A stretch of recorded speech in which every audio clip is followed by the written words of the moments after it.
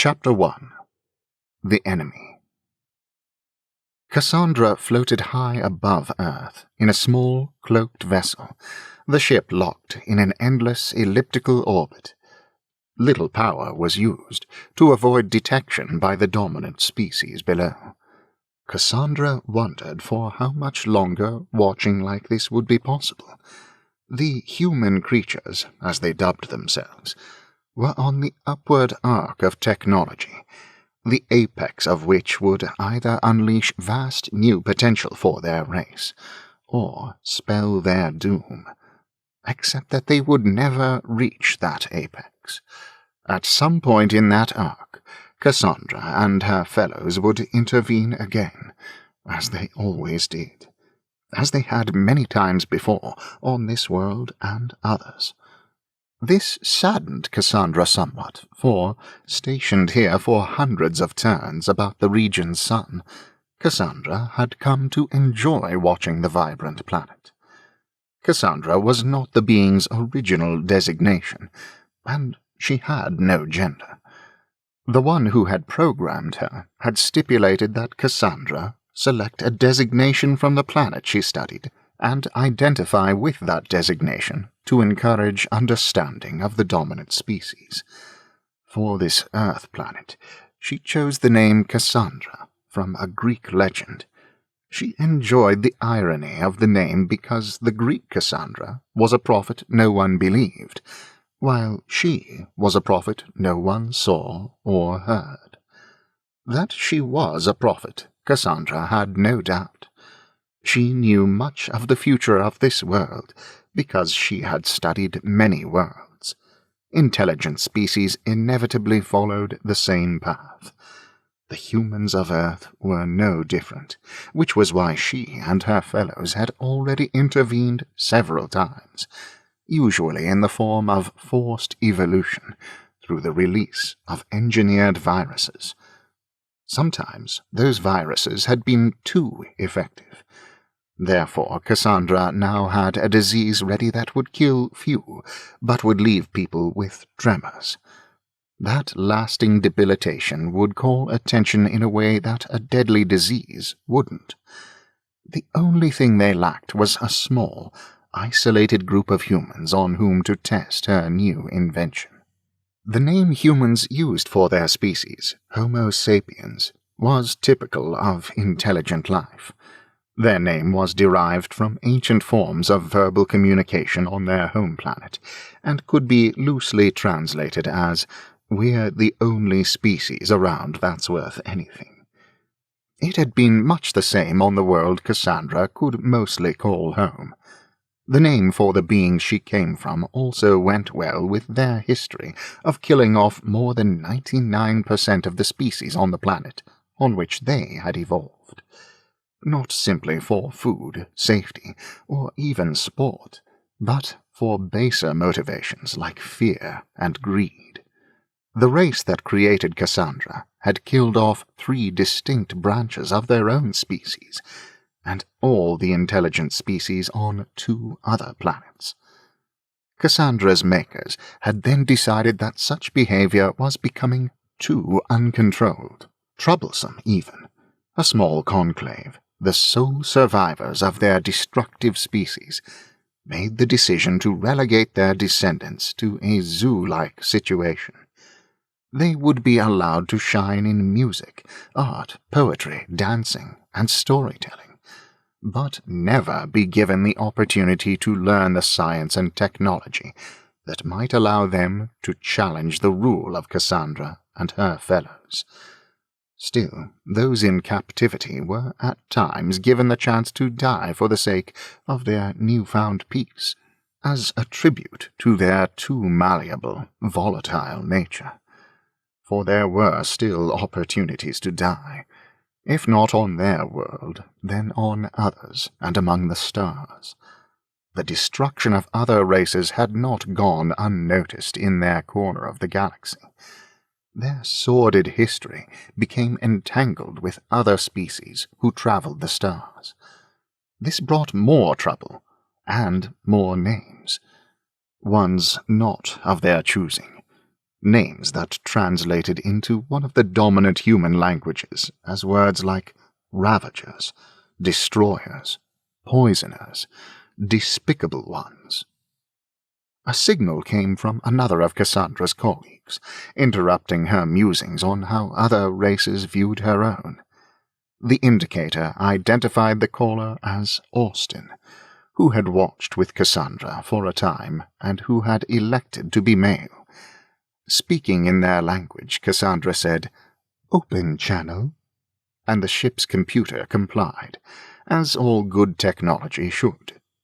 The ship's computer wasn't self-aware like Cassandra, on the off chance the vessel was ever captured and studied. "Your report says the Euchres have made contact with the Earthlings," Austin said with no preamble. Cassandra enjoyed irrelevant greetings before non-urgent business, a habit which she had learned from centuries of watching the humans, but understood that Austin had watched for only a short time and had no comprehension of these niceties. "Yes." "What is the Euchre objective?" Keeping to the facts, Cassandra said, "The usual with an unusual twist. They are getting better at approaching other races.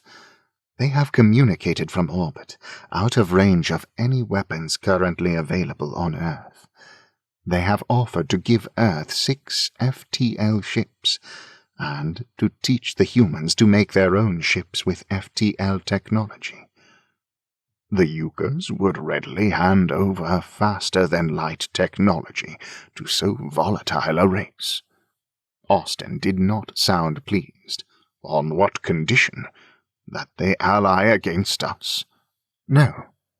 This time Cassandra employed brevity for the amusement of aggravating Austin, rather than out of respect for the other's laconic preferences.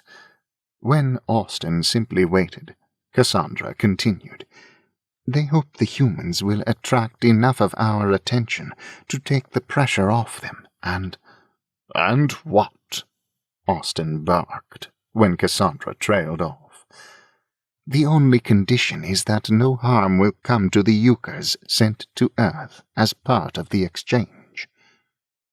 This condition confused Cassandra, for surely the Euchres must realize the humans were too volatile a race to uphold such a condition. "The Euchres must know we will intervene." "Undoubtedly," Cassandra said with no emotion. It was unfortunate, but true. They would intervene. Cassandra looked down at the pretty, slowly spinning white, blue, tan, and green planet with resignation. The humans had a saying, "All good things come to an end."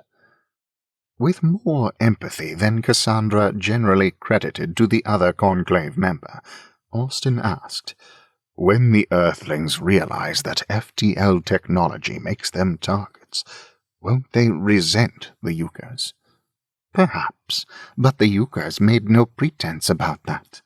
They told the humans about us, the truth as they know it." Austin made a sardonic sound. "What name did they give us?" "The Euchre one. In human it translates to the enemy. In truth, less disparaging than many other names the Conclave species had received." "Why would the Earthlings accept becoming targets?" There was a human saying for that as well, so Cassandra replied, "The chance to obtain FTL technology is an offer they can't refuse."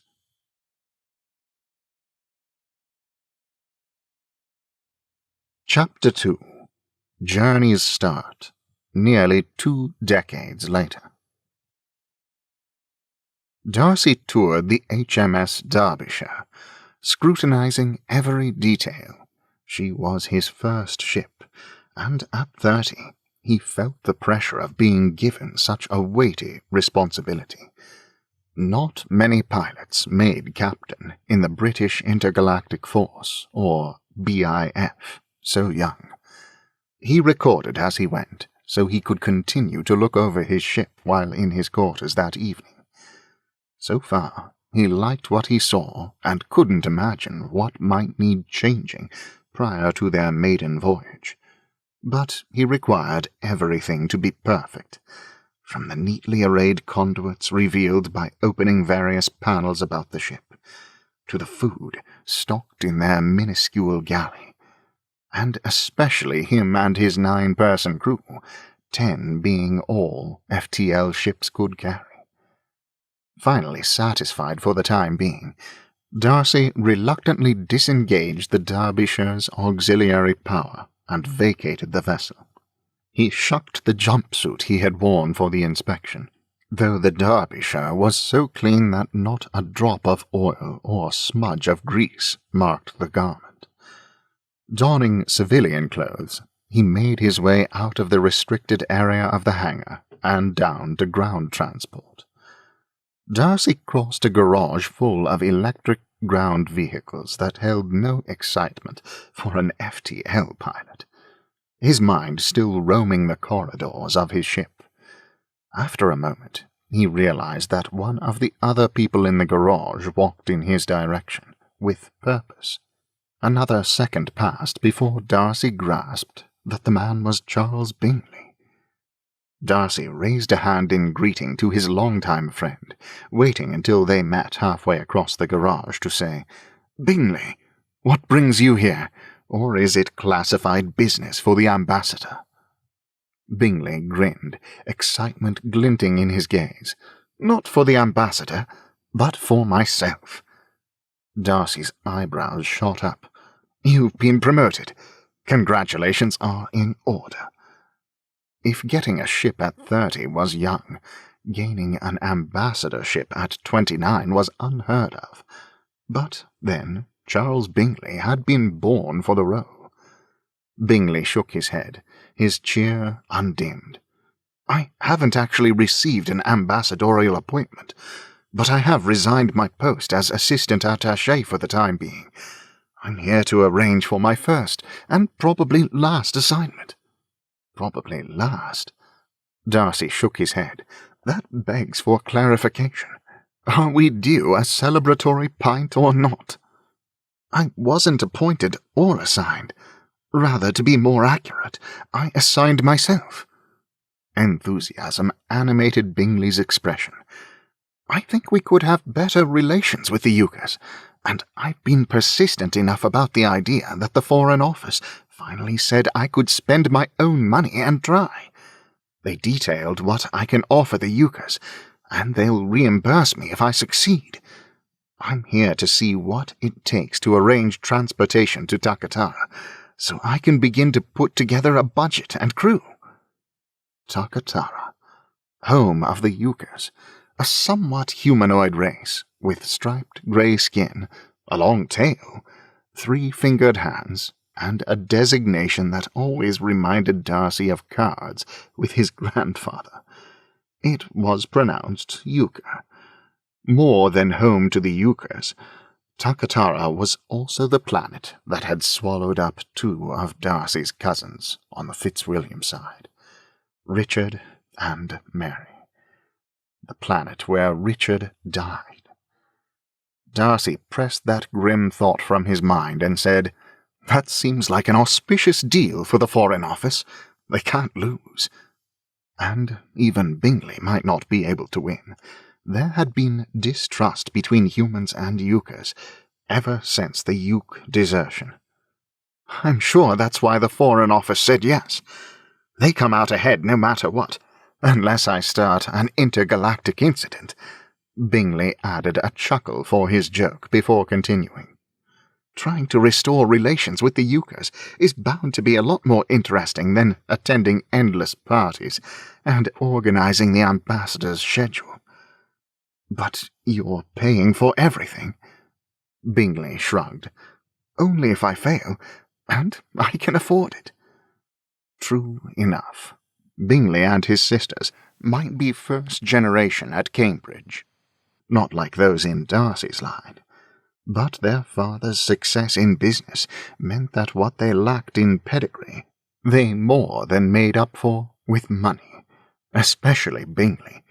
His parents had divided their fortune equally, but his childless great-uncle, who had been even more successful than Bingley's father, had left everything to his only grandnephew.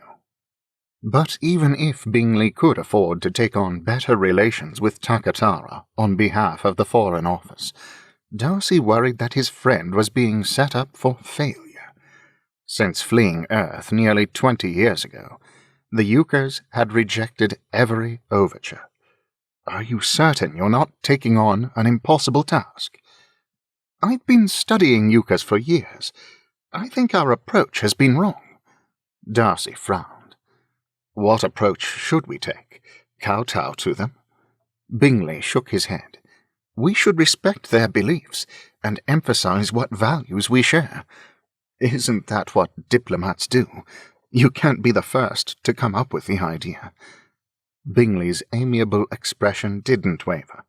"The theory is easy to understand. It's the execution where past attempts have been lacking." "Well, if anyone can properly execute the idea, you can." Darcy gestured back the way he had come.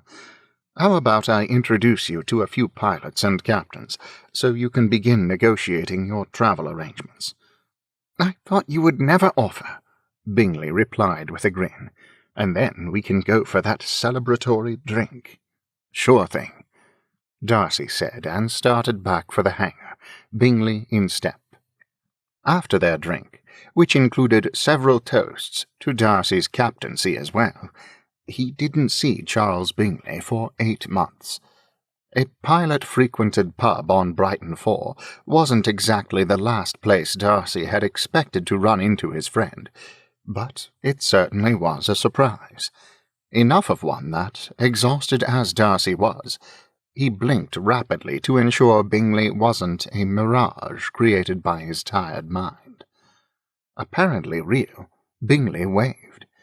Seeing him there did make some sense, Darcy reflected, as Bingley strode across the tap-room in his direction. After all, there were plenty of Ukers on Brighton 4. It was a planet the Uker race had terraformed, and, unlike their home planet of Takatara, all members of the Alliance were welcome, even humans. "Bingley, well met," Darcy greeted when Bingley reached him. "What brings you to Brighton 4? He gestured to an empty seat. "When last we spoke, you were starting arrangements for a mission to Takatara. You didn't end up going?" "Yes, I did. I just haven't made it there yet. Our captain, Perry, suffered a ruptured appendix.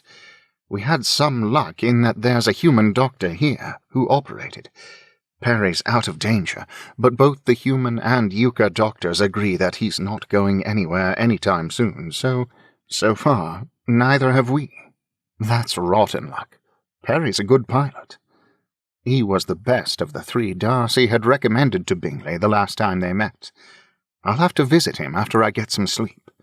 "You look like you need it," Bingley observed with less tact than he would employ with most people. "Late night?" Darcy pushed a hand through his hair, feeling even more tired than he imagined he looked. He had only stopped to grab a quick bite before sleeping. "I wish that were all. Sleep's been a memory, I'm afraid. We've had months of fighting in the Allenham system." Bingley nodded. "I'm lucky to find you here, then, but I won't keep you. We can catch up after your rest." "Nonsense." Darcy raised his voice slightly to be heard over the din of the tavern. "My food isn't even here yet. I welcome the company. I'd rather talk than fall asleep in my chair."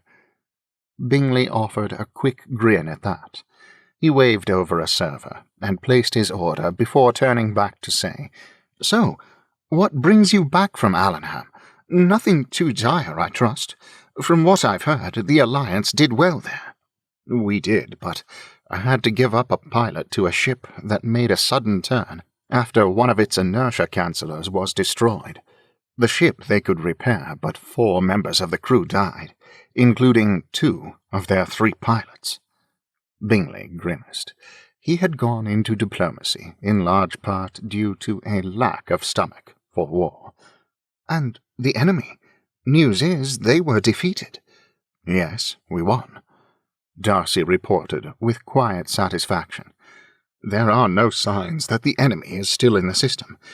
It was a hard-fought victory, but it pushed back the enemy and brought the Allenhamites firmly into the alliance. They'd been wavering for nearly a decade. Bingley's drink arrived then, and he waited until the server retreated before raising his glass to Darcy. 2 hard-fought victories and new alliances. Darcy returned the salute. He downed a gulp of dark ale and set down his glass. He wanted food more than drink. Bingley took a long swallow before asking, "But why are you so tired? Surely you had a chance to rest between the Allenham system and here. For that matter, what are you doing on Brighton 4? Since I had a free slot after loaning out my pilot, I was asked to ferry a Northanger named Reynolds to Brighton 4. Reynolds wanted to see the results of terraforming." "It is an impressive sight," Bingley said, looking about the tap-room, though little could be seen through the crowd and the cloudy windows. "I don't know of any other planet that has been successfully terraformed." "I don't either. It took them 900 years, I've been told. It's amazing to start a project that will take so long to bring results, especially since they could only bring a few euchres at a time to settle it." Interest brought greater animation to Bingley's features. "Yes, they lived in domes at first, and they still have several up and running in case they require quarantine bubbles, and for what they call O2 vacations, because the oxygen level is still a bit low here. It's generally not an issue, of course, because most of the settlements are only a few hundred meters above sea level. But you haven't answered my question." Darcy blinked, his mind foggy with lack of sleep. The server returned, sliding a plate of what was meant to be fish and chips onto the table before him. The fish was actually some sort of plant-based material, though the potatoes were authentic. Oddly, Earth potatoes were known throughout Alliance territories for their ability to adapt to other planets, and for other races' capacity to utilize them, though not always as food. He'd heard the Kellingers used them for sport. Darcy reached for the vinegar. "I haven't answered your question?" "About why you're so tired." "Oh, right. We were almost here when we received a distress call from a euchre ship. When we answered it, we were attacked. I managed to avoid the worst of the initial assault, but several of my crew were injured during the evasive maneuvers, including my backup pilot. No one died, but I was the only pilot in any shape to man the ship." "Were you able to assist the euchres?" Bingley asked with obvious worry. Darcy nodded and shoved a chip in his mouth. The server appeared again, this time with Bingley's order of a euchre dish that looked to Darcy like nothing so much as a bowl of seasoned fish eyes. Bingley thanked the server, then spooned some of the globes into his mouth. Darcy could hear them popping loudly as Bingley chewed. If his expression was any indication, the fish eyes were good. Bingley swallowed, took a swig of beer, and said, "So we're both short on crew." "It's worse than that. We destroyed the enemy ship, but we took a lot of damage doing so. Knocked out our FTL drive.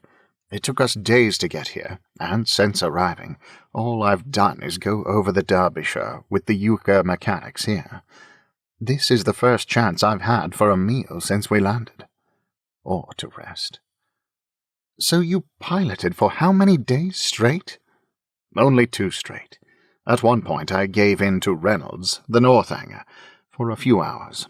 Reynolds claims to be a pilot, but doesn't have credentials, so I was loath to do it. But it finally convinced me that a pilot who couldn't see straight for lack of sleep was more dangerous than an uncertified one." Darcy ate another chip. It always seemed strange to call Northangers "it," but that was what they preferred. Northangers were androgen. "How is the euchre ship doing?" Bingley asked, taking another bite of his fish-eye-looking food. No casualties, and only minor damage. Everyone is being very helpful and treating us as heroes, but we'll be stuck here for at least 6 weeks, until enough bones are healed, even assuming we get new parts for the FTL drive in that time.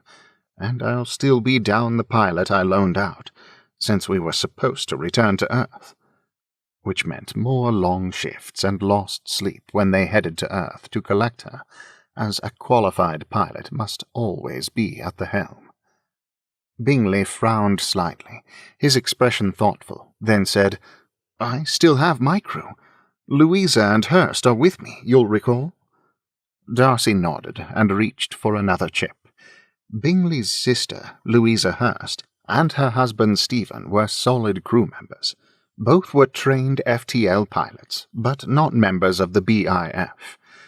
Louisa had gone to flight school after Cambridge and met Stephen Hurst there. Louisa was certified to be a second pilot, and Hurst a first.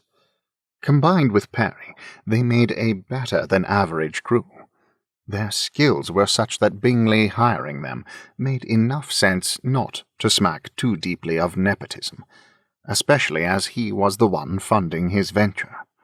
Not that Darcy would have made the same choice, but then he was sensitive to anything that appeared to be favoritism. His parents, aunts, uncles, and cousins' notoriety always made him suspect of special treatment, which in turn caused him to work harder than anyone else. There could be no doubt that he'd earned what he had achieved. "It certainly sounds like your crew is due a bit of leave time, even the ones who are fit," Bingley was saying.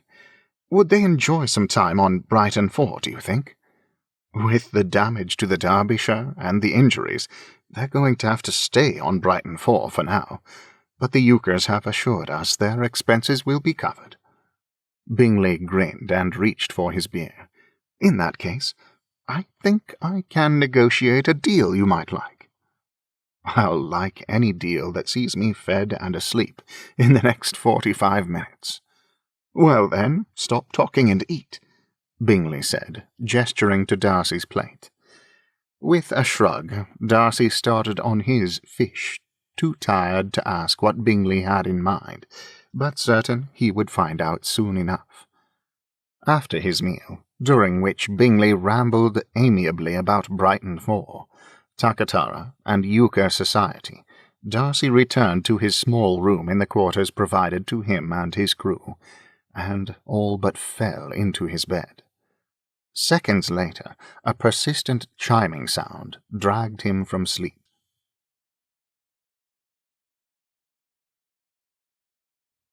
Chapter 3. Meeting the Crew.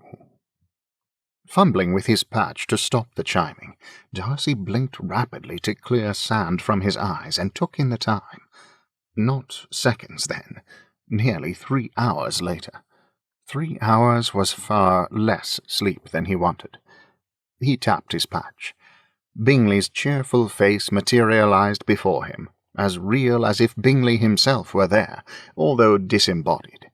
Darcy stifled a groan of dismay for his interrupted sleep, and played the message.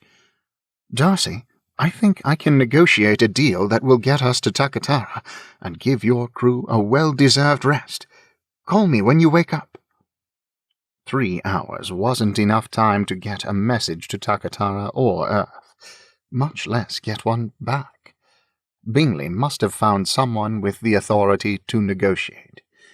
He must also assume that Darcy wanted to go to Takatara. Had they talked about that at dinner? Darcy remembered nodding a lot while he ate.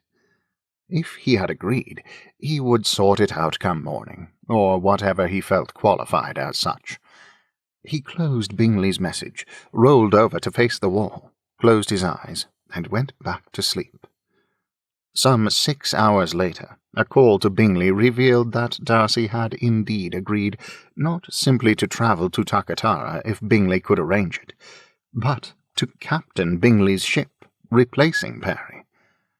And arrange it Bingley had, right down to sending messages to Earth, suggesting that since Darcy couldn't return to Earth, he might as well spend some time on Takatara. There, he could exchange information with Yuccas to the benefit of both. The Yuccas sweetened the pot by offering Darcy's crew remote courses through Meriton Mechanics and Pilot University. Messages between Takatara and Brighton 4 took several hours, so there would be no live content, but lectures were available, and work could be graded. Credit for even one remote course from such a prestigious institution would be a desirable addition to anyone's resume. Not such a bad deal for Darcy and his crew. Without a ship of his own, Darcy had no real duties on Brighton 4, and after the time he had put in fighting the enemy in the Allenham system, he could use a break from combat. What better non-combat duty could there be than visiting an allied world few humans had yet to see, even one that brought up some unpleasant memories? He summoned his crew to the central living space that connected their quarters, so he could make an inspection and give them the news. The two who remained bedridden were, of course, exempt from appearing in person, but were each put on a monitor, as their presence was required. Darcy's inspection revealed, as he'd already known it would, that, aside from the two bedridden crew members, another two were walking wounded. The 4 who'd been buckled in, as Darcy had, were relatively unscathed. Unfortunately, Darcy's second-in-command wasn't in that category. He'd broken his left arm and his right hand. The bone in his hand would take months to heal, none of which seemed to bother him or the rest, once they heard Darcy's news.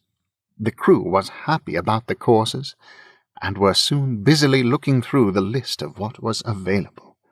Leaving them to it, Darcy went to his quarters to pack a bag he'd hardly unloaded. After packing, which took less than 10 minutes, Darcy sent a missive to Earth to let his younger sister, Georgiana, know of his change in plans. The change wouldn't impact her, as she was away at Rodian, but with both their parents dead, he was her guardian and felt she should know where he could be found. He then sent a communique to the BIF, explaining his actions. Since it would be 2 months before Earth could respond, he had latitude to make decisions. Lastly, he sent word to his loaned-out pilot to let her know that the HMS Derbyshire would not be returning to Earth any time soon. Darcy then sought out Hangar 1032 to make his inspection of the Netherfield. He found her to be not as new, large, or fully equipped as the Derbyshire, but a space-worthy vessel nonetheless. She would handle well. In the quarters he was assigned on the Netherfield, previously Perry's, waited a data drive containing Bingley's briefing on their mission. Familiar with such material from his assignment in the Allenham system, Darcy uploaded the data, wondering if he would really need it. Before his mission in their system, Darcy had used all his free time to learn about Allenhamites. But once there, he'd never set foot on Allenham. He'd only landed at a colony on a Mars-like planet in their system, when in need of supplies, and the bay he'd used had been staffed by the BIF. Still, they were meant to actually land on Takatara. Darcy opened the file. Skimming revealed the briefing to be comprehensive and meticulous in the extreme. Between his shifts at the helm and sleep, he would never make it through all the material Bingley had provided before they finished their 5-day trip. He respected Bingley's attention to detail, but he wished the briefing titled Ambassador Bingley's Report on Everything a Diplomatic Envoy Should Know About Takatara Prior to Landing There was, well, brief. Even the title was ridiculously long and detailed, and the little Darcy had read revealed that Bingley's enthusiasm for Yuccas came through with unsubtle clarity, despite obvious attempts to be dry and impartial. Darcy stowed his duffel, not wanting to unpack until he had familiarized himself with everything important. Although he had flown this type of ship before, the interior of this vessel was very different. Bingley had turned a ship that carried 7 people tightly into a ship that carried 5 in, well, not luxury but comfort, using the weight allotment that would have been made up by more crew members to bring in far more lavish furnishings than usually found on an FTL ship. Once Darcy felt satisfied that there had been no changes to the flight deck or controls, he went back down to his quarters. He unpacked and looked longingly at his bunk. Really, he shouldn't need more sleep. Frowning, he checked the time. He went up to the flight deck again to find Louisa and Stephen Hurst chatting with Bingley. "Isn't it time for our pre-flight check?" "Caroline isn't here," Bingley replied. "She's on her way and should be here in 20 minutes. "Caroline?" Darcy repeated. Bingley nodded. "Yes, she's late." "She, as in your younger sister, Caroline." Even sleep-deprived as he'd been in the pub, Darcy knew Bingley hadn't mentioned that Caroline would accompany them. "She's my diplomatic assistant and backup pilot," Bingley muttered, his downcast expression all the evidence Darcy needed to understand that her presence had been deliberately withheld. "Wonderful," Darcy said dryly. At Cambridge, Bingley's younger sister had made numerous unsubtle advances on Darcy, who simply was not interested. Not only that, he had heard Caroline spout some pretty outlandish anti-alien rhetoric. Is hiring her a good idea with some of her views on other species? Her views on other species are one of the reasons I brought her. Bingley's countenance lit with enthusiasm. Among other things, once she is on another world and sees how amazing it is to be among other sapient beings, with their different cultures and mores, she'll realize how silly that drivel she watches on the internet is. Will she? Darcy countered, half wishing he hadn't agreed to join the expedition. Yes, it was a better option than staying on Brighton 4, despite the courses being offered. She will, Bingley said with conviction, and she'll arrive soon. We can do our pre-flight check then, Darcy said, resigned to what he couldn't change. I assume she knows when we are scheduled to leave. The Hursts exchanged a glance Darcy couldn't interpret, so he ignored it and carefully went through the check. When he finished, 6 minutes remained before their scheduled departure. The time ticked by slowly, but Caroline didn't arrive. A call came from the control tower, and Darcy answered as if it was saying a crew member was missing and they would wait for the next slot. We're pretty busy. It will be about 2 hours, the tower said. Understood, Darcy replied without acrimony. It wasn't the tower's fault. After closing the channel, he turned to Bingley. I usually like to personally check the essentials before leaving. I should have time. I've done it myself, resupplying here, Bingley said. Fuel, oxygen, water, complete medical kit, food for a month. Don't worry about it. If Bingley said he'd done it, it was done. Darcy adjusted the monitor to watch the bay doors and adjusted. 15 minutes later, Caroline Bingley sauntered through the bay doors. She was dressed very fashionably, with high-heeled shoes that were ridiculously unsuited to an FTL ship, and carried numerous shopping bags. Her overburdened arms disturbed Darcy more than her slow progress. Even with fewer crew members, he couldn't imagine how that many items didn't put her over her weight limit. Maybe she'd brought consumable goods on the first leg of their trip, or offloaded items on Brighton 4 to make a room for new ones. None of the four of them moved from their positions, allowing Caroline to stow her bags without help. When she came up to the flight deck, no one said anything. "Captain Darcy, it's wonderful to see you. When Charles told me the news that you of all people would be assisting us in reaching Takatara, I was overjoyed." She lowered her lids in a smouldering sort of way that made her look like someone had drugged her cappuccino. "I simply had to go shopping for all new things and get my hair done." She lightly patted her elaborate coiffure. "Do you like it? It took me forever to find a human hairdresser. That's why I'm so late. But it was well worth the trouble, don't you think?" Darcy did her the courtesy of actually looking at her hair for a moment. He, the Hursts, and Bingley all kept their hair in easy-to-maintain styles for the practicality of extended travel and limited water supplies. "It looks like it will require a great deal of maintenance." Caroline laughed, as if he'd been extremely witty, instead of dryly unimpressed. "Of course, that's the point." She gave him another smile, then turned a frown on her brother. "Why aren't we going? Are they late as usual?" "We lost our time slot because you were late," Hurst said. Darcy felt Hurst was being unusually tactful by not emphasizing the word you. "They should give us the next one. Ambassador Bingley is important enough to bump someone." "We will wait our turn," Bingley said.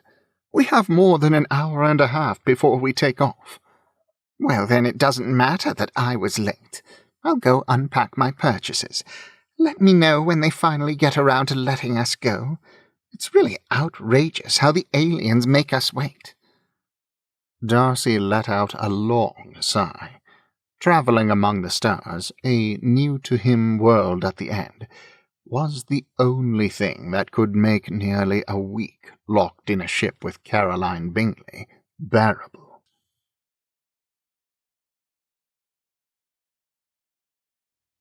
Chapter 4. Damage. 2 days into their journey and off duty, Darcy stretched out on his bunk in his quarters and reluctantly brought up Bingley's report. He'd exhausted the excuses of using his free time to familiarize himself with the ship and catching up on sleep.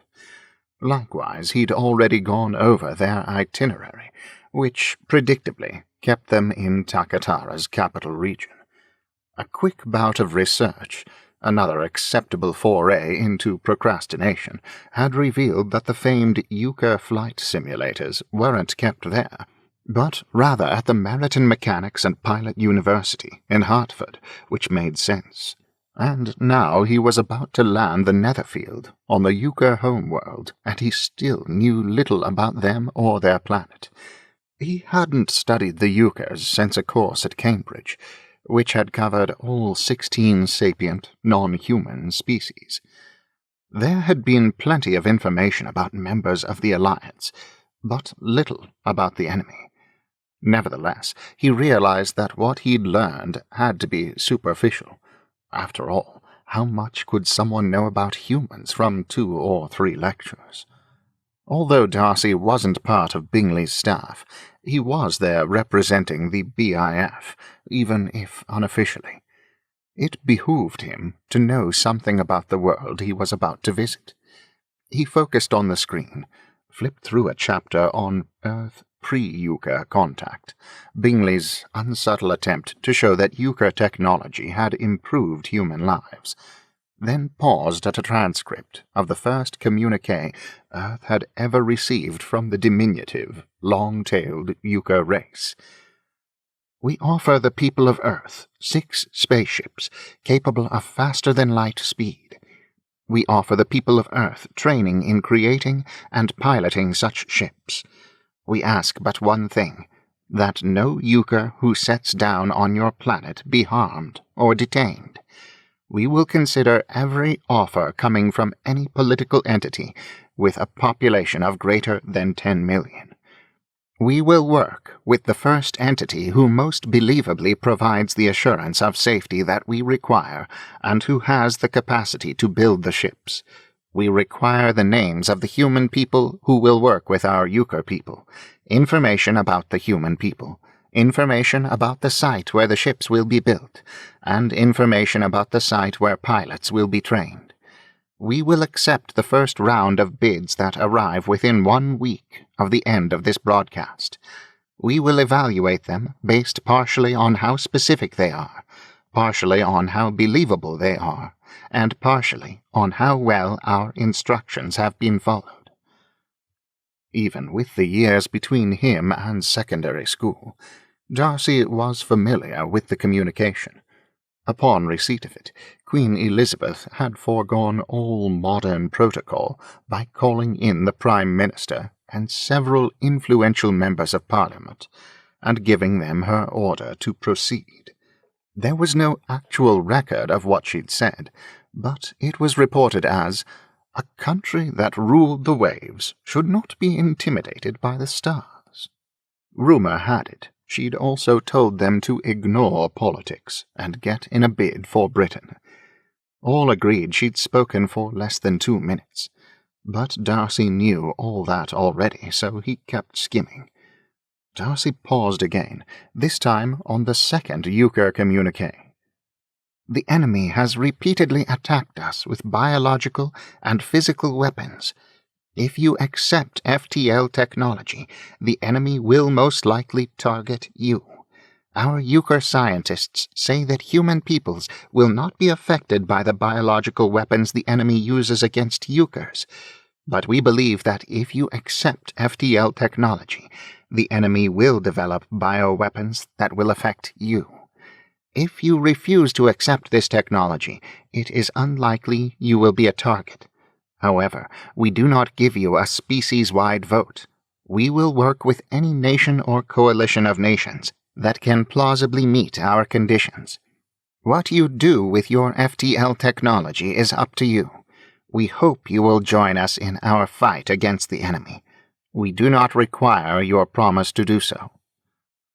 In other words, the Euchres were betting that humans would take the offer of technology, attract the attention of the enemy, and be forced to fight back. A safe bet, but one which hadn't been tested immediately. There had been a few golden years when Earth possessed FTL technology without catching the enemy's notice. As a race, they'd made some wondrous advances during that time. The future had been bright.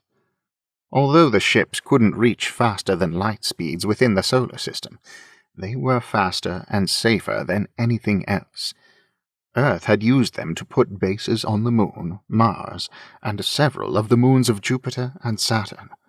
The bases had been a planet-wide endeavor, and initially unifying, and hadn't seemed to garner enemy attention. Or so they'd thought, until the enemy attacked with human-based contagions, like Dreaderia.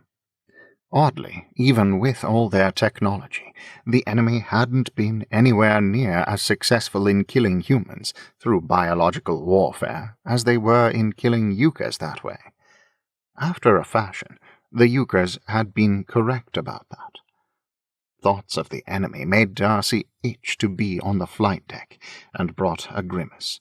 A lot of people hated Euchres because of the enemy, and hated the British Empire as well. In giving the British FTL technology, the Euchres had brought humans into the ongoing war with the enemy. There was no argument about that. There was also no denying that the British government had been the first to submit a satisfactory plan for keeping Euchres safe on Earth. They'd won the bid to welcome the aliens and learn from them. Young as he'd been, Darcy still recalled the debates. Politicians and pundits raging on every channel, be it newspapers, radio, or television. The protests, the votes in Parliament. None of it had mattered. In the end, the lure of technology had been too great for humankind to resist. He also recalled the anger, though no recollection was required because the sentiment continued to this day.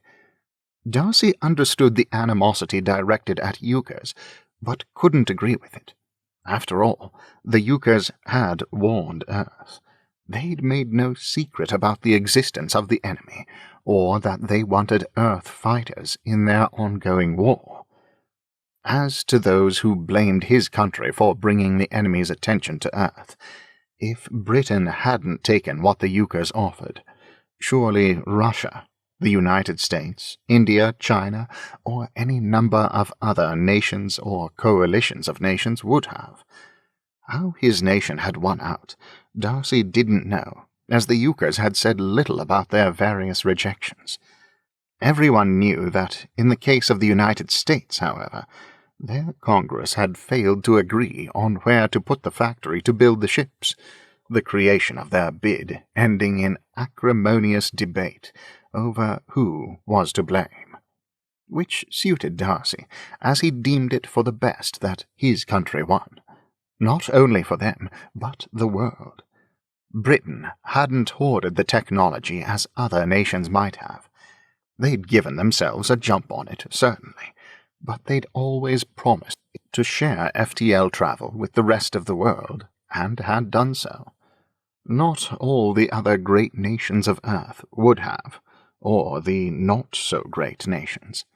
5 different dictatorships had put in bids almost simultaneously with Great Britain. Darcy shuddered to think what they would have done with the ships that could bomb anywhere on Earth, without danger of being shot down. He shook his head to dispel his musings, and refocused on Bingley's report. The next bit seemed more promising of Euchre insights. The transcripts of the opening lecture given to a class of human engineers by their first Euchre professor. There are 3 problems with using FTL, that is, faster-than-light technology, which we will teach you how to solve. The first problem is getting ships up to FTL speed. The second problem is making ships safe from any incidental space debris that they will inevitably encounter. The third problem is keeping inertia from killing those on board. Darcy rather felt the third problem to be the most salient, but he supposed it didn't mean much without solving the first 2. But this again was familiar material. This was Earth history, really, not information about Euchres. It told him nothing about their planet or their society. Again, he wished Bingley had been a little less comprehensive. This was supposed to be a briefing, not a textbook. Darcy started scrolling again. He would much rather read about the bubbles, as they were called, which seemed like political units. They had separate governments, like members of the Commonwealth, although there was a planet-wide government over them. They had something to do with the containment of diseases that were an issue created by the enemy, but Darcy thought keeping groups of thousands, or even millions, of beings isolated from each other would be impractical. If he could find where Bingley's history of human-Euchre interaction ended, and actual Euchre information began, maybe Darcy could learn the full how and why of the so-called bubbles on Takatara. His scrolling revealed human history going on and on, though he was only 3% through the document. He yawned. Maybe a few hours of sleep would be better than reading this report. "Darcy!" screeched Hurst's voice over the intercom. The tone, not the word, made Darcy jump up and dash from his quarters. Hurst was a laid-back pilot, competent enough not to be easily rattled. Darcy ran from his room and started up the ladder to the flight deck. The ship jerked. Darcy struggled to keep hold of the ladder, feet flying free of the rungs. He gritted his teeth and pulled, clambering the rest of the way up to the deck. They jerked again as he dashed across the small open space between ladder and controls. He used the momentum to stumble up against the vacant co-pilot's chair. He dropped into the seat to buckle in, ordering, "Report." I... Hurst stuttered. "What happened?" Darcy said in a firm but calm tone, his gaze taking in the ship's displays superimposed over the view of space on the large screen before him, red warning lights pulsing. Hurst gulped audibly. "Two ships! The enemy!" By the time Hurst got that out, Darcy had already taken in the enemy trajectories on the screen. Swiftly, he tapped in his captain's code and took control of the ship.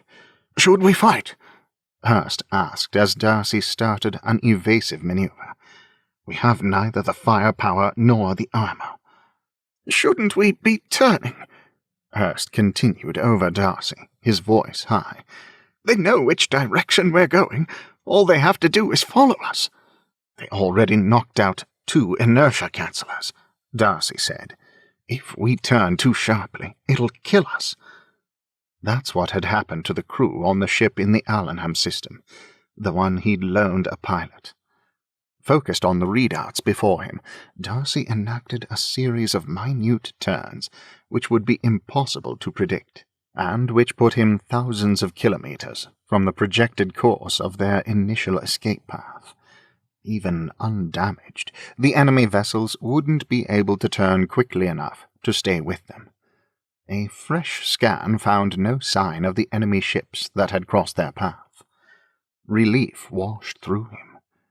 He put them on a course that would meet Takatara several days later than they were expected, the best he dared do under the circumstances, especially until he got a look at the detailed maintenance report. Even without looking, he knew they couldn't risk a high speed, assuming they were still capable of reaching it. Not with 2 inertia cancelers down. Nor was the route he'd selected the fastest way to the planet, even at the slower speed, because Hurst was right about the likelihood that the enemy would guess their destination. They would undoubtedly scour the optimal course. Some of the tension leaving his shoulders, Darcy double-checked their heading and re-scanned for enemy vessels, but still didn't find any. "Reverting flight controls to you," he said to Hurst. "Got them," Hurst confirmed, resolutely focusing on piloting. Satisfied, Darcy unbuckled and stood to stretch cramped muscles, and realized he was barefoot. This was hardly his first time on a damaged ship, and he could tell by the feel of the deck under his feet. The way the usual subsonic rumble of the engine seemed a fraction of a decibel off, that they hadn't come out of the attack unscathed. More was wrong with the Netherfield than the loss of 2 inertia cancelers. Darcy sat back down and took a more detailed look at the damage reports, only to find that the initial rapid scan reported the damage to the hull as oddly mild. The enemy must have been surprised to come across them, as they'd been by the enemy. The enemy's attacks were often not only unpredictable but also illogical. The enemy seemed to have the ability to attack any target, but they didn't pick the ones that would do the most damage. Darcy was grateful for the odd combination of a species with sophisticated enough science to build biological weapons, but a lack of understanding about the best military targets.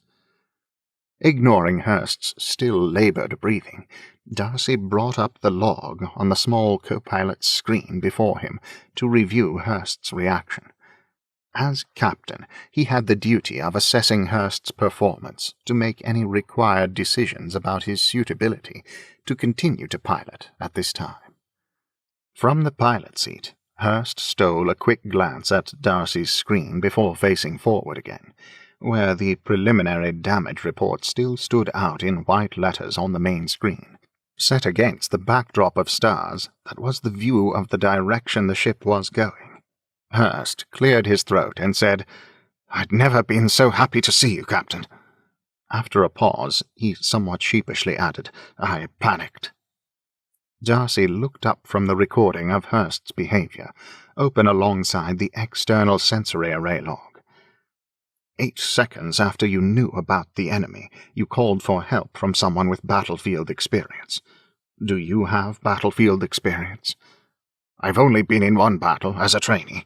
I didn't do anything, Hurst admitted, voicing what Darcy already knew before dropping his gaze. Today you did something. You took evasive action, which was appropriate. Not as much evasive action as I should have, Hurst said. I was afraid I'd throw everyone but me against a wall. In the first place, it worked. We escaped alive, and should make it to Takatara. In the second, if everyone took the same kind of evasive action, we would become too predictable. A clatter sounded from below. Darcy swiveled to look over his shoulder as Louisa climbed up onto the flight deck. Wordlessly, she took the third chair used for flight planning and running maintenance checks, which was what he wanted done right now. He caught her eye and nodded in approval, noting hair damp with sweat and a series of red marks which would probably turn into bruises on her arm. She appeared to have full mobility, but he would remind her to check her status later. If necessary, he would insist she use the diagnostic wand from the medical kit. Injuries in battle should be logged.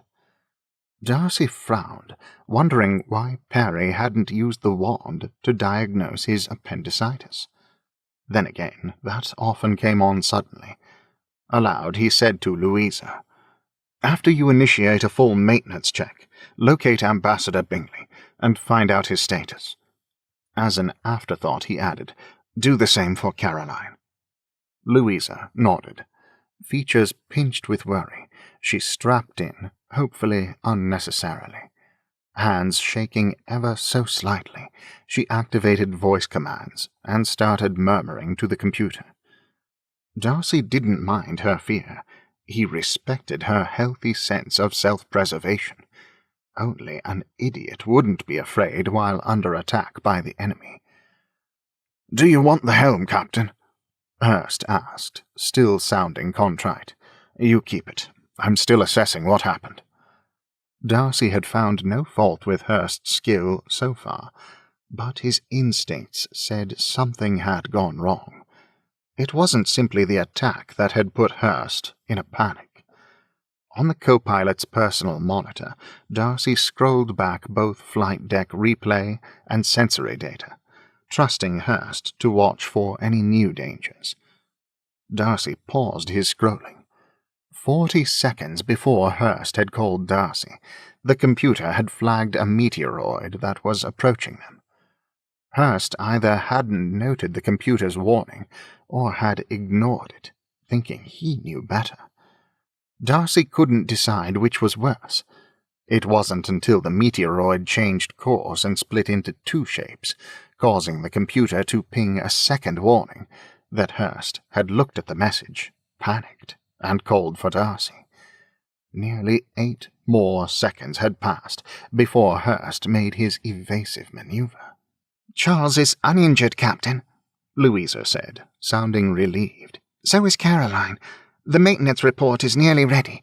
I'll start going over it." "Let me know what you find." Darcy closed the windows on the co-pilot's personal screen.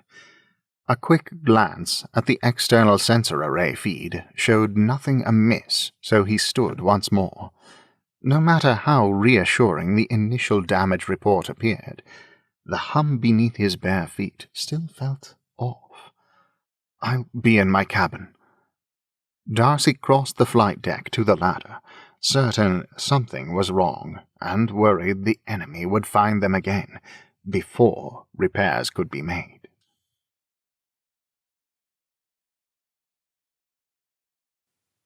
Chapter 5. Course Change.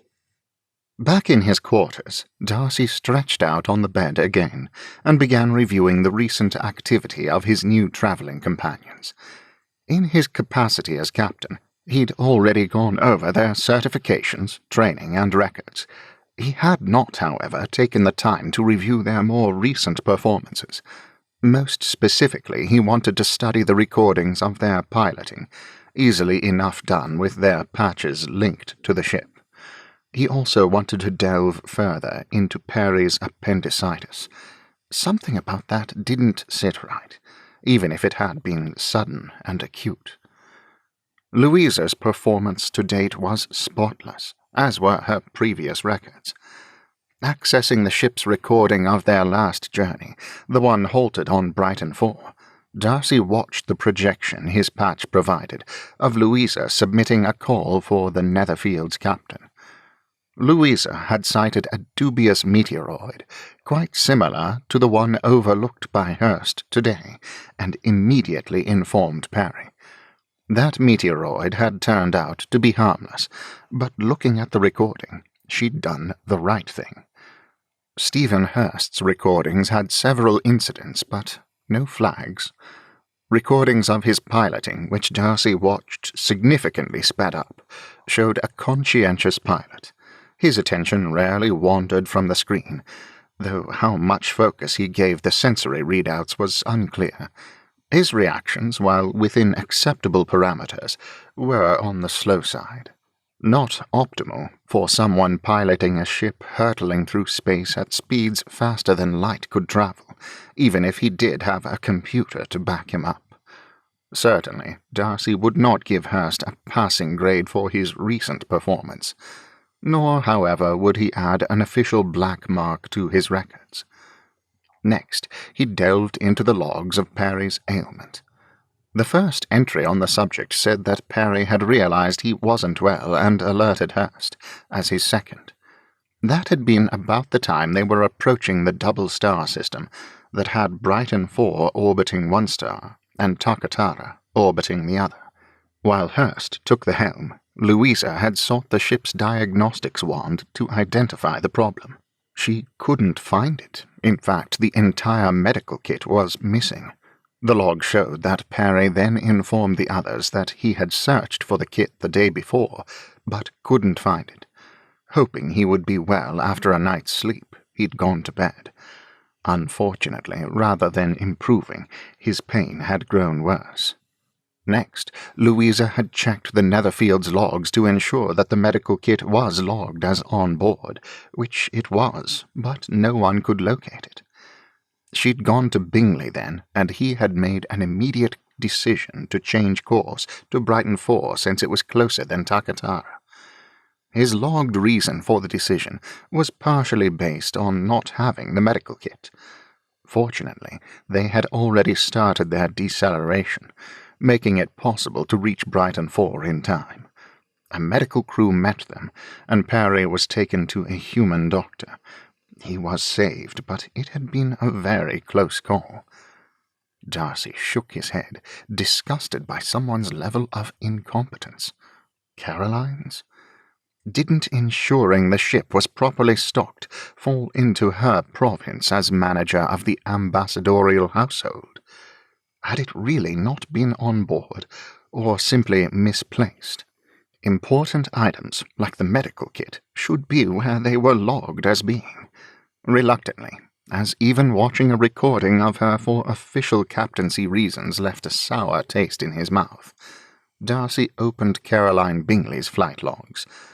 Not fully certified for off-planet flight, her role before his arrival had been to briefly spell people as pilot, monitoring their course and the sensory feed for stints of no more than 15 minutes.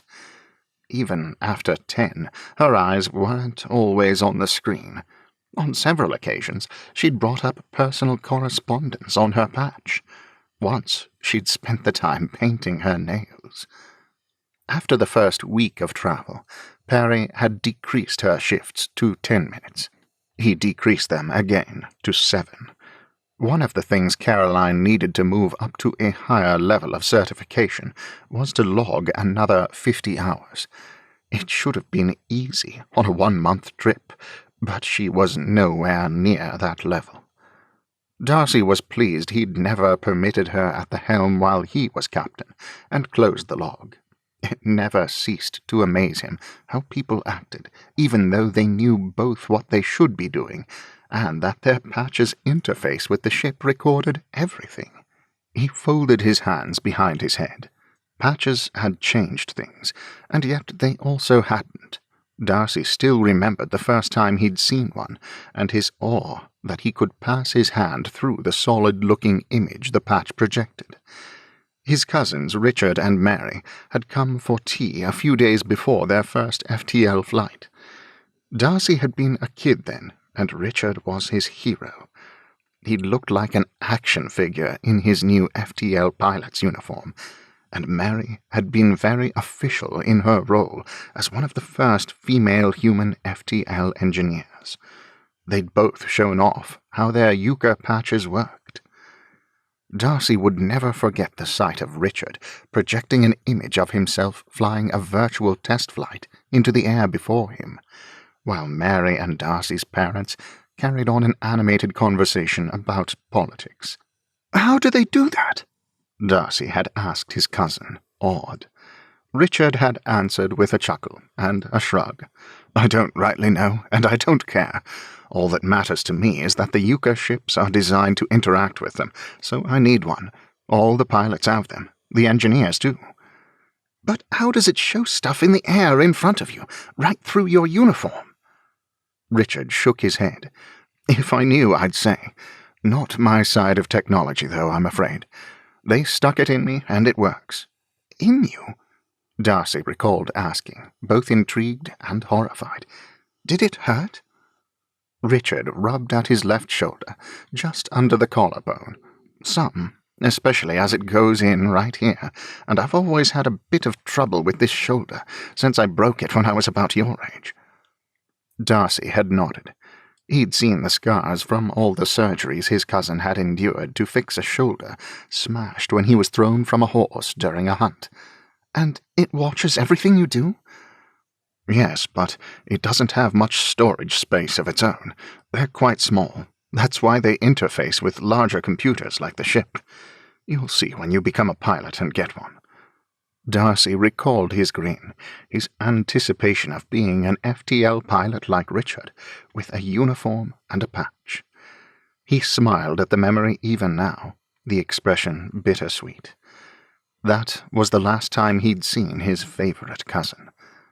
Now almost everyone in developed countries had patches, and most things on Earth were set up to interface with them.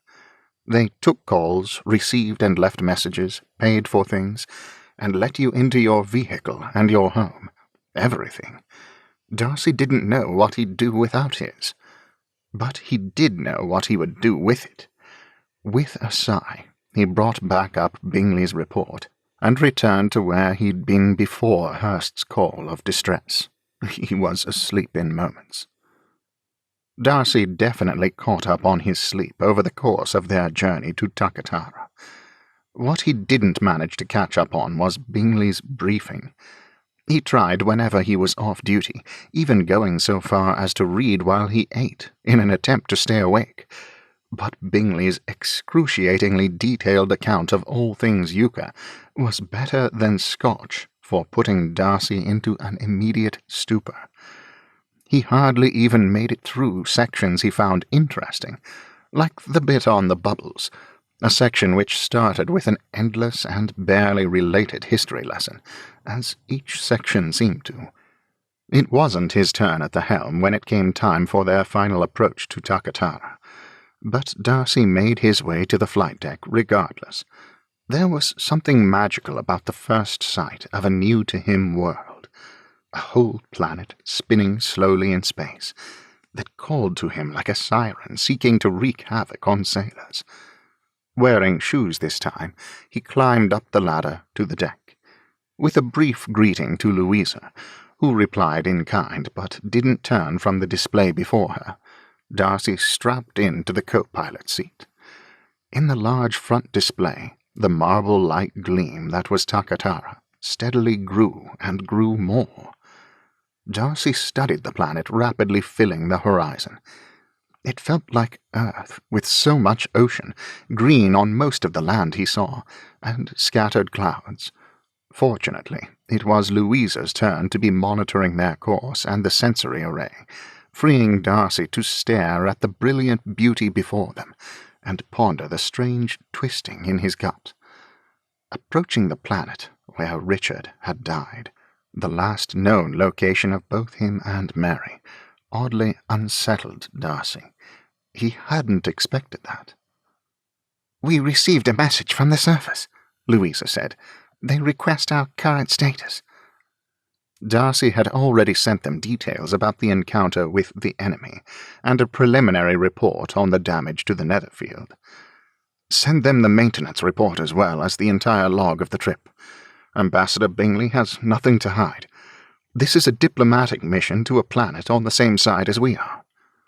As captain, Darcy would have made that decision regardless of which friendly world they approached, and felt it appropriate to do so now, even though Earth didn't have formal relations with Takatara. Yet, that's what Bingley's mission was about, and Bingley rarely failed. "Right," Louisa said, then switched to addressing the computer to give the order. "You're aware that the sensors needed for an automatic landing are damaged?" Darcy asked her. "I am, Captain." "We'll have to take her in manually. Would you like to land her?" Before Darcy finished his question, Hurst came up the ladder to the flight deck. Louisa still kept her attention on the screen, but grinned as she said, "Yes, sir." Darcy hid a smile of his own. Her enthusiasm pleased him. People who enjoyed what they did were generally better at it. On Darcy's other side, Hurst strapped into the communications chair.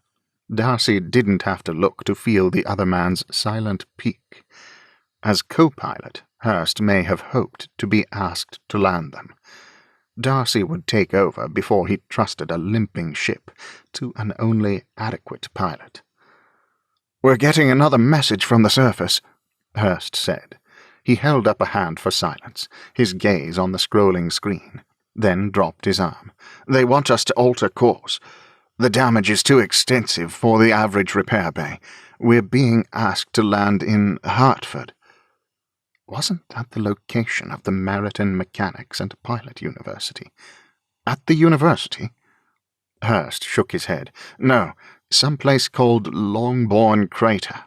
He glanced over. "It's a repair bay." Longbourn Crater. Darcy frowned. Wouldn't the university have the best, most up-to-date mechanics on hand? Why not land there, rather than this Longbourn place? What could possibly be in Longbourn that was worth their while? "Did they send the coordinates?" Darcy asked. He didn't like this. The special ambassador to Takatara should receive a formal greeting at the capital, or at least at the Alliance's paramount FTL pilot and engineering academy. Ambassador Bingley wouldn't receive the reception he deserved at a repair bay. Hurst nodded. "They sent them. It's outside the city, on the eastern end of the largest island." Louisa glanced at Darcy. "Should I change course, Captain?" Hurst snorted. "We'd better if they can't fix her anywhere else. I'd like to get home someday." "Accept the course change," Darcy ordered Louisa, hoping he wasn't making a mistake. Chapter 6. Landing. Darcy kept half his attention on Louisa as she entered the course change, then turned back to the view. A moment later, steps sounded on the ladder leading to the flight deck. "The computer said we've made a course change?" Bingley asked cheerfully as his head emerged up the ladder. "Ambassador," Darcy greeted. "Yes, we've been asked to set down at a repair bay in Longbourn Crater."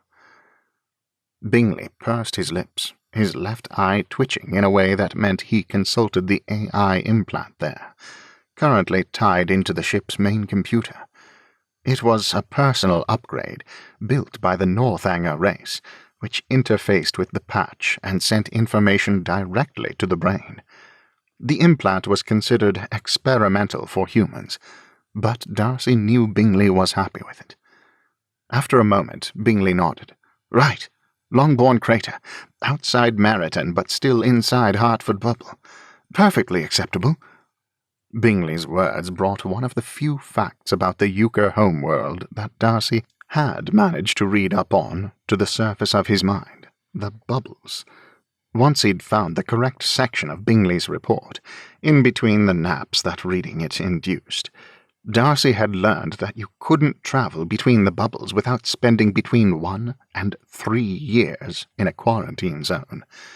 That meant Bingley would not receive the reception he deserved, and he might not be able to complete the mission he'd embarked on. Behind Bingley, Caroline climbed free of the ladder. "What's this I hear about a course change? We won't be staying in the capital?" she asked, her voice high with a typical note of complaint. "You are Earth's ambassador to Tokatara. You should be in the capital." Bingley waved a dismissive hand. "As I concluded in section 836 of my report, we'll actually get more out of being in Hertford Bubble. Because the university's there, it's the most intergalactic bubble, the most forward-thinking and accessible." He shrugged. "Besides, they have excellent telecommunications on Takatara. Any bubble will do." "But Charles," Caroline continued in a voice grown only more aggrieved, "what about the receptions, the shopping, the theatre, the interviews?" She threw up her hands.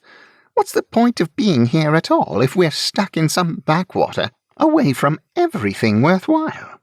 She turned to Darcy, lashes batting. "Don't you agree, Captain Darcy?" Was she wearing false eyelashes? Darcy did not consider cosmetics a good use of weight allowance, but supposed how she spent hers was up to her. He also had to concede that false eyelashes weren't heavy.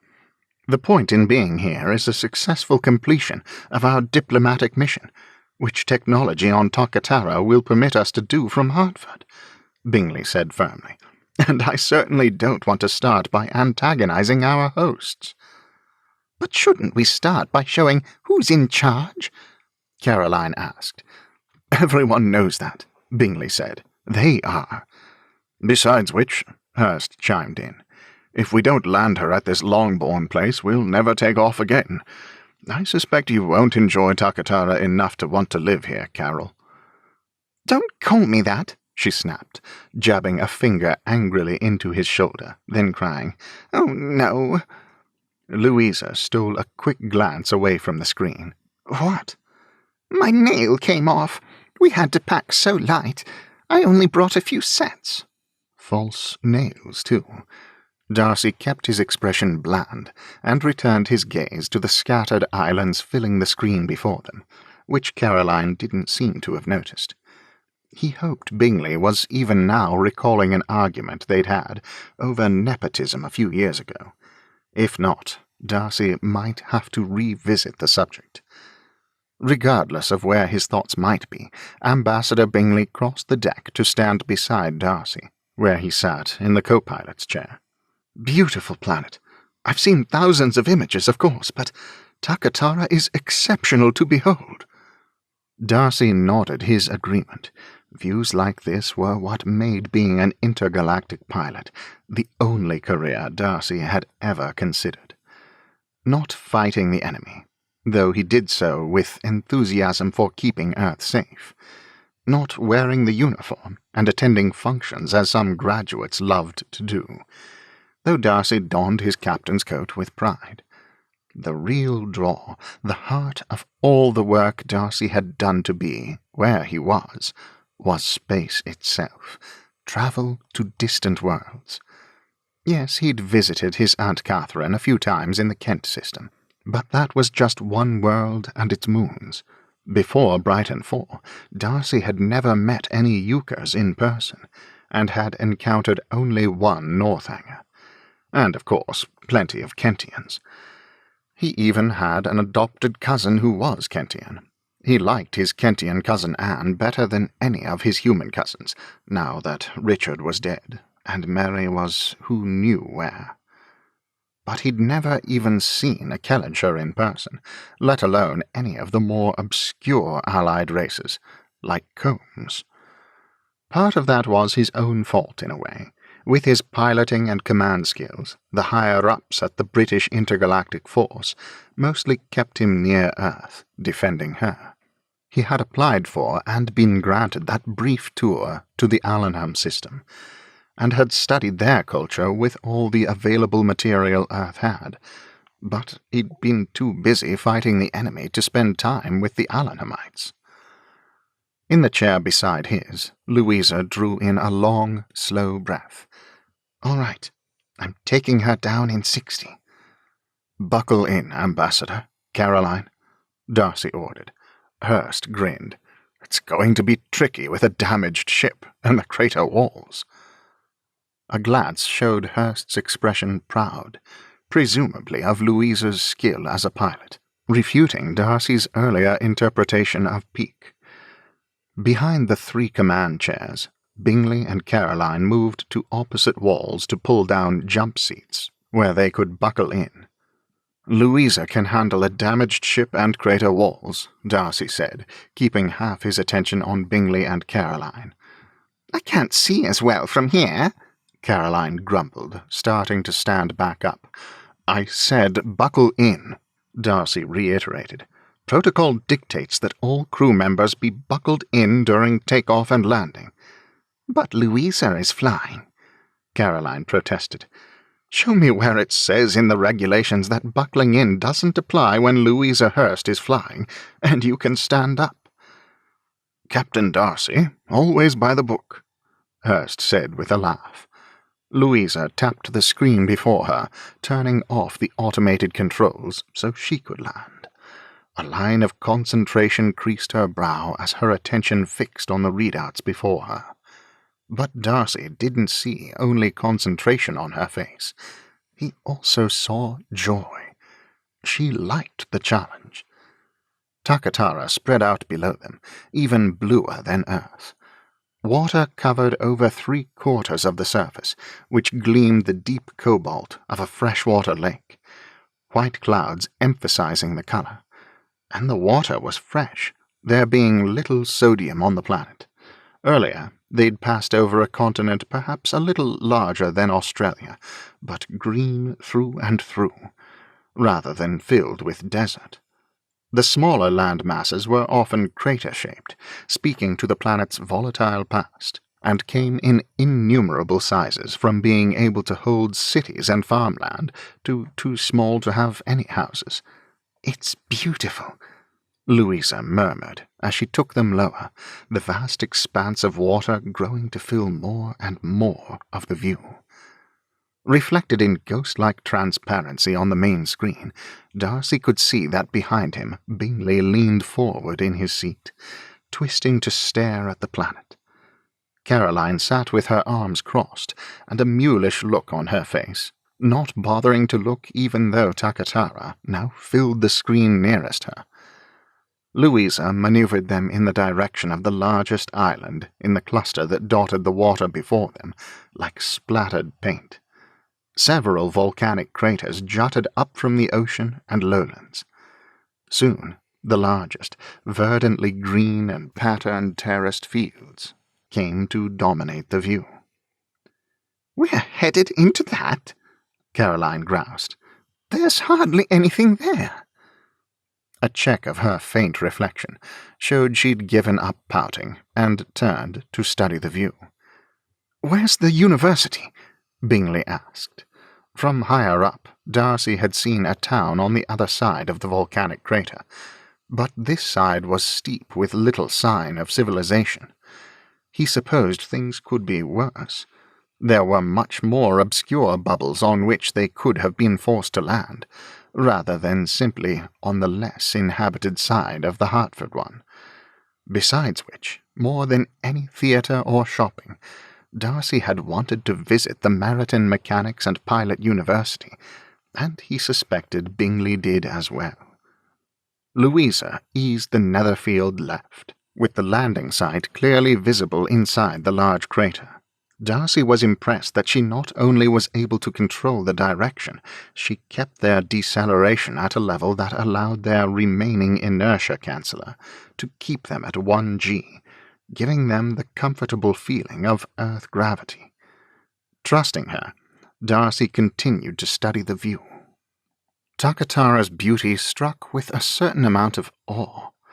He loved Earth, but he'd grown accustomed to seeing her from space and the upper reaches of the atmosphere. Allenham had been interesting, but the native vegetation was a dull brown which, from a distance, was difficult to tell from deserts, leaving the whole planet looking bare. Brighton 4 boasted green flora, but the terraforming was complete in only a few low-altitude areas, leaving bare rocks or soil covering much of the surface, since oxygen content anywhere high up was low, despite the massive projects to increase it. Takatara had a feel of natural wonder. Splashes of lush life in a sparkling expanse of blue sea dotted with white clouds. The Yucca's relatively small population, coupled with technological advancements, made that possible. Of course, the price of that low population had been extreme, taking the form of multiple pandemics started by the enemy. Hence, the Yucca's need for bubbles. "That's this Longbourn place?" Caroline asked, tone edged in derision, as they dropped closer to a settlement with a scant scattering of buildings. "You have got to be kidding me." Darcy had to agree. It looked like a ship landing pad and scrapyard built inside a cornfield. Only the crop wasn't corn, but something with which he was unfamiliar. "I'm certain they know what they're doing," Bingley said with the easy confidence that made him such a good ambassador. "Setting her down in 3, 2, 1. Louisa counted. The Netherfield landed with only a slight jar, tilting somewhat as one of the landing arms had been damaged in the attack. Louisa dropped her hands from the controls and turned to Darcy with a grin. "Well done," he said, because part of being a captain was giving credit where credit was due, and Louisa's flying had been professional and above grade. The sound of belts snapping open, Darcy's included, filled the flight deck. "Very well," Bingley said cheerfully, coming to his feet. "Let's go see what we're dealing with here." "I'll get your coat, Charles," Caroline said as he strode to the ladder. As aggravating as Caroline could be, in her capacity to ensure that the ambassador maintained his dignity, she could definitely be counted on. "You should wear yours as well, Louisa, Stephen." She flashed white teeth at Darcy. "You already look impeccable, Captain." "Wait," Darcy said. "Bingley and I will go out first, alone, at least until we've assessed our reception." Bingley chuckled. "We're on a friendly planet, Darcy, and have landed where neither we nor they expected us to land. Standard procedure." Darcy was aware that Hurst mouthed "standard procedure" along with him. Bingley shrugged. "You're the captain."